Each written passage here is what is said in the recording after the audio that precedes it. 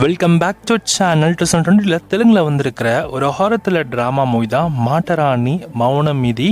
இந்த படத்தோட தமிழ் வெர்ஷனை இப்போ நமக்கு யூடியூப்பில் ஃப்ரீயாகவே ப்ரீமியர் பண்ணியிருக்காங்க. படத்தோட தமிழ் டப்பிங் ஓரளவுக்கு டீசெண்டாகவே பண்ணியிருக்காங்க. சாங்ஸ் கொஞ்சம் கேட்காத லெவலுக்கு இருக்குது. இந்த படத்தோட சிம்பிளான ஸ்டோரி எடுத்துக்கிட்டிங்கன்னா, கதையோட ஹீரோ அவங்களோட அக்கா மாமா வீட்டுக்கு கிளம்பி போகிறாங்க. ஸோ அப்படி போகிறப்ப நம்ம ஹீரோக்கு ஏற்படக்கூடிய சில அமானுஷமான மாற்றங்கள், குறிப்பாக அவங்க அக்கா ஆல்ரெடி இறந்து கிடப்பாங்க.